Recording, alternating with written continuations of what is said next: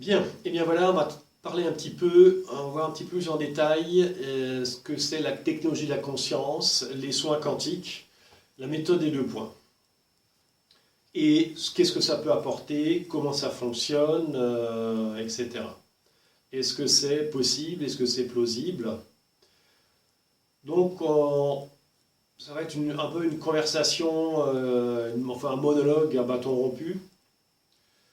Technologie de la conscience, ça signifie que c'est un ensemble de techniques avec comme base une technique commune qui est la méthode des deux points.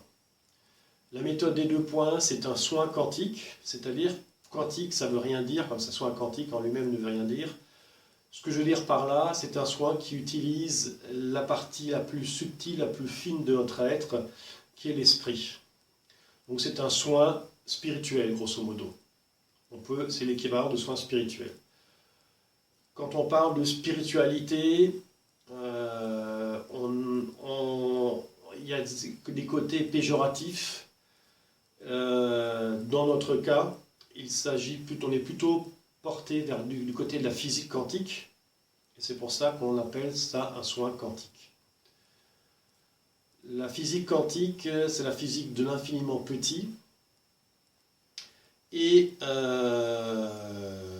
plus on va vers l'infiniment petit, et moins on trouve de matière, et plus on trouve d'énergie. Le vide, en fait, n'est pas vide, mais il est plein d'énergie, et d'une énergie qui est infinie. La matière, c'est simplement un ralentissement de l'énergie, c'est une densification du champ, donc un ralentissement, le champ devient plus dense, et ce sont des forces électromagnétiques qui sont des forces électromagnétiques qui rentrent en ligne de compte, qui s'exercent et qui donnent la matière. Un atome, c'est avant tout une densification d'énergie, c'est de l'énergie. Donc il n'y a rien de solide, et d'autant plus que la matière n'est pas continue, elle est discontinue, c'est-à-dire en gros elle apparaît et elle disparaît. Elle a un élément subatomique à une durée de vie de 10 puissance moins 23 secondes. Alors il apparaît, il est là dans le monde matériel et il va disparaître dans la matrice universelle, dans le champ quantique, c'est-à-dire dans la conscience universelle. Alors, on va partir de notre conscience à nous. On est bien conscient d'avoir une conscience. Si je demande à qui que ce soit, est-ce que vous êtes conscient, il va me répondre oui. Donc tout le monde a une conscience. Et cette conscience, elle existe, par contre, elle n'est pas matérielle, comme notre esprit. Notre esprit non plus, il n'est pas matériel, et pourtant personne ne va nier l'existence de son esprit. Avec ça, avec la conscience et mon esprit, je peux diriger mon corps. Donc j'ai un nombre incalculable de possibilités de ce que je peux faire dans ma vie. Aussi bien au niveau physique, c'est-à-dire que je peux courir, marcher, nager, faire la cuisine, regarder la télé. Voilà, donc je peux faire un nombre incalculable de choses, absolument aucune limite, puisque je peux lever le bras droit, lever le bras gauche, etc. Et ça se fait comment? Grâce à deux choses, grâce à mon esprit et à mon corps, donc la matière. Alors, quand on regarde la matière, le corps humain, il est fait de cellules. Ces cellules sont donc composées elles-mêmes d'atomes. Et l'atome qui, comme on vient de le voir, n'est que de l'énergie, n'a pas d'existence matérielle, physique. Et on entre là, donc, ça veut dire qu'à un moment, cet atome, il est dirigé par quelque chose.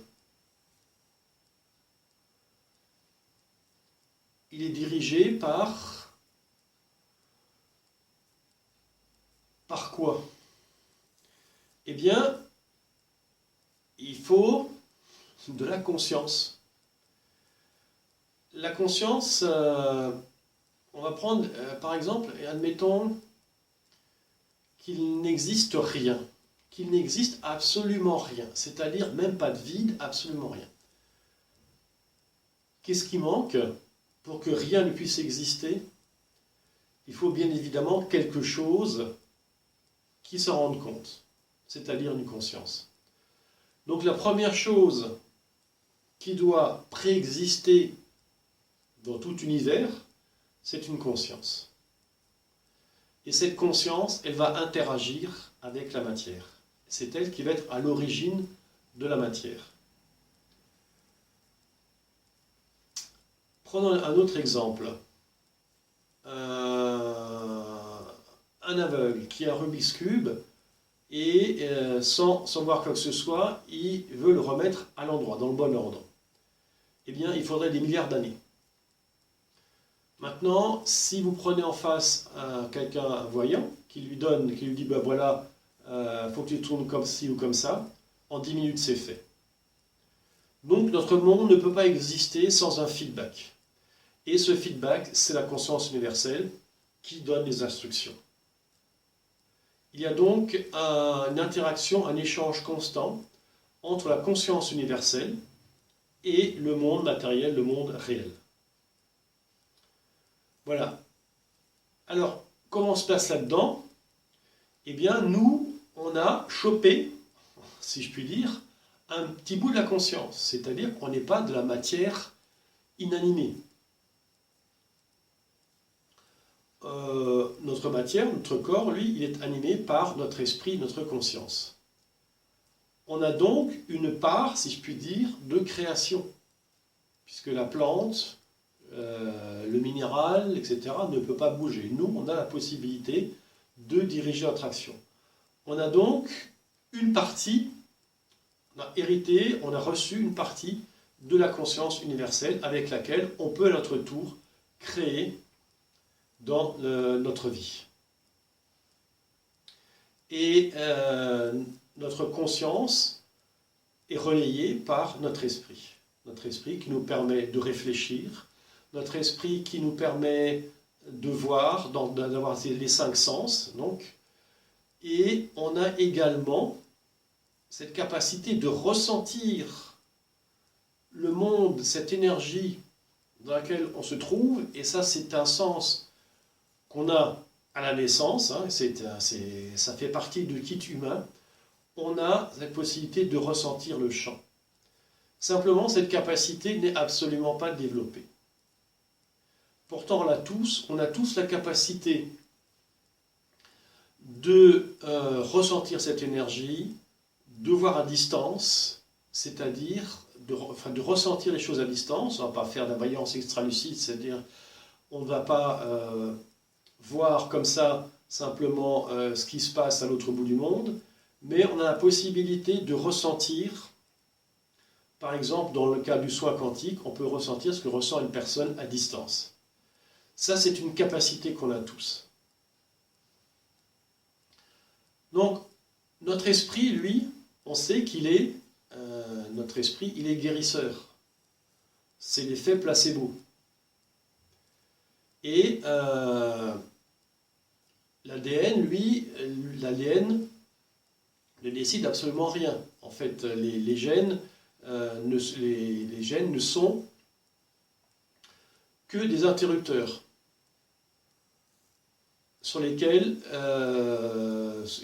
sont commandés en fait par les circonstances extérieures. C'est l'environnement qui va mettre en action un gène qui va déclencher son activité ou sa mise en sommeil. Voilà. Alors, avec notre esprit, on a la capacité d'agir sur ces gènes.